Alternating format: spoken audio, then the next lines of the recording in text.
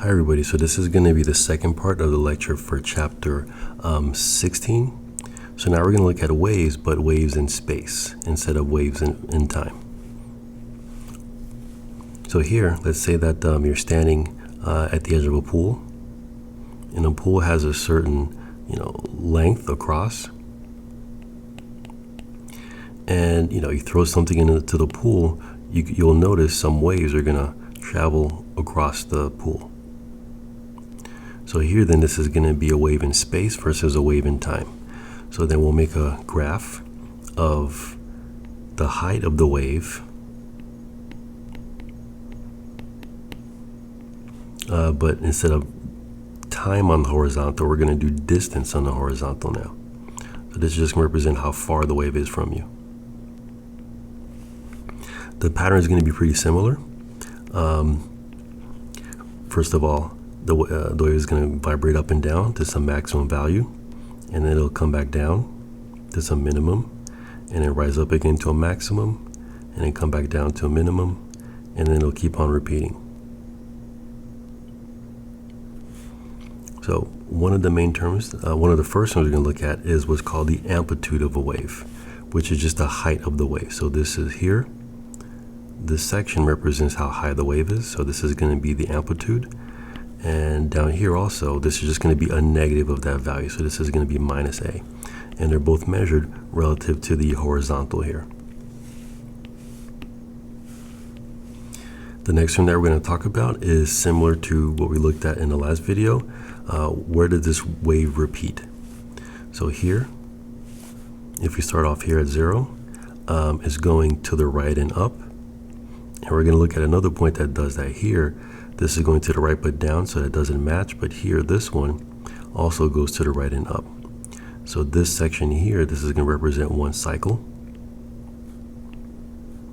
But this is going to be one cycle in space.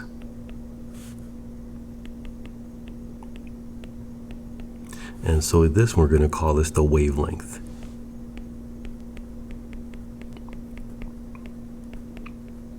And the symbol for this is going to be the Greek letter lambda.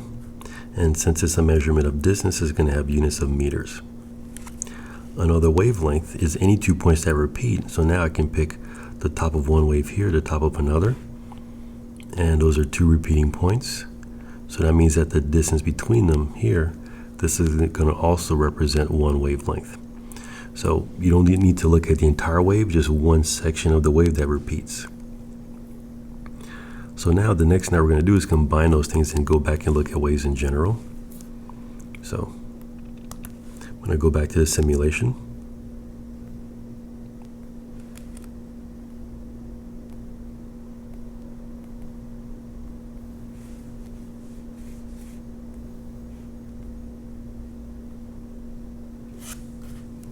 And while it opens, I'll bring up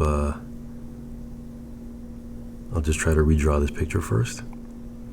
So now we're going to look at a wave as it's moving. So let's say that this is water here with no waves.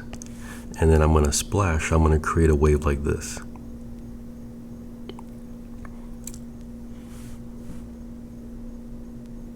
So here, this wave is going to have a wavelength, which is going to be represented by the top of one wave to the top of another. So that's going to be this distance lambda, and the wave is going to vibrate up and down with some frequency, f here. But what I'm concerned now is to describe how fast this wave is going to move through the water. So it'll be something like this here. So this is the wave in the water. How fast does it move through the water? So what I want to calculate then is going to be the velocity v of the wave. What is that going to be? So the equation is pretty simple. It just says that the velocity of a wave is equal to its frequency multiplied by its wavelength. So I'll let this simulation run here. So what I'm going to do here is I'm going to leave the frequency the same.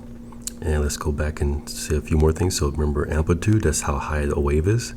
That's the height of the wave. So this is a high amplitude. For a sound wave, that will correspond to how loud the sound is. And for light, this will correspond to a really bright light. And a low amplitude would correspond to a low sound or dim light. So I'll just repeat that. So now, how can I use this to figure out how fast the wave travels? So I'll do one more thing here. I can actually change the speed of the wave through the string. I'll just make the string less tight. And if you notice there, you're sending a wave. And if you notice, the wavelength changes and the speed also changes. So if I increase the tightness of the spring, I'll just redo that. So here, if I just change how tight the string is, you can actually change the wavelength and the speed. So you see there that they're going to be related to each other. That's a really small wavelength, and you see that the speed changes. So this equation describes that. The relationship between the frequency of a wave, its wavelength, and the speed at which it travels down a string.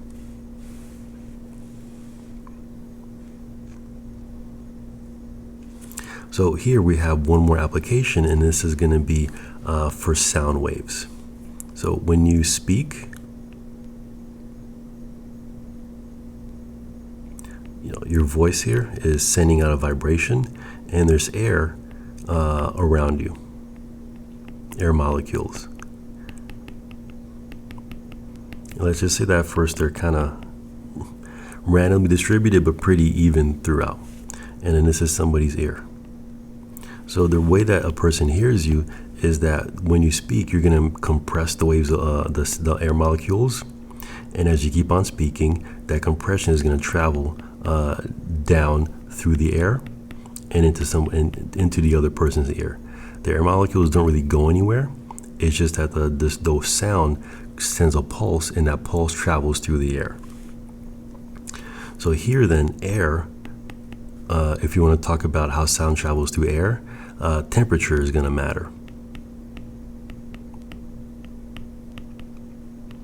Because sound is going to travel at one speed on a cold day and another speed on a very hot day.